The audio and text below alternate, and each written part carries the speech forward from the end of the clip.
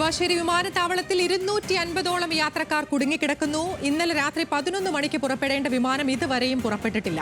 സാങ്കേതിക തകരാർ മൂലമാണ് വിമാനം വൈകുന്നതെന്നാണ് വിശദീകരണം. കൊച്ചിയിൽ നിന്ന് സാന്ദ്രയുണ്ട് വിശദാംശങ്ങളുമായി. സാന്ദ്ര, ഇന്നലെ രാത്രി 11 മണിക്ക് പുറപ്പെടേണ്ട വിമാനമാണ്. അപ്പോൾ ഇത്രയും വൈകുമ്പോൾ ബദൽ സംവിധാനങ്ങൾ ഒന്നും ഉണ്ടായില്ല എന്നുള്ളതാണോ? എന്താണ് സാങ്കേതിക തകരാർ?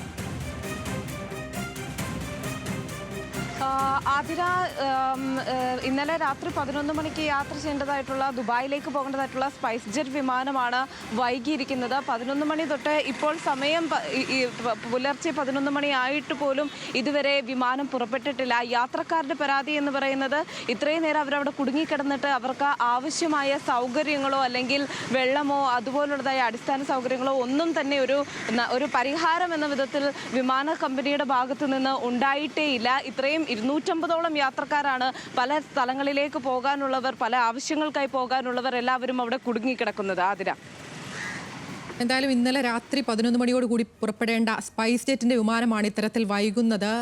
നിരവധി യാത്രക്കാരാണ്, 250ഓളം യാത്രക്കാരാണ് വിമാനത്താവളത്തിൽ കുടുങ്ങിക്കിടക്കുന്നത്. ബദൽ സംവിധാനം ഒരുക്കിയിട്ടില്ല എന്നുള്ളത് മാത്രമല്ല, ഒരു തരത്തിലുള്ള സൗകര്യങ്ങളും യാത്രക്കാർക്ക് ചെയ്തു കൊടുക്കുന്നില്ല എന്നും യാത്രക്കാർ പരാതിപ്പെടുന്നുണ്ട്. വിശദാംശങ്ങൾ നൽകുകയായിരുന്നു സാന്ദ്ര കൊച്ചിയിൽ നിന്ന്.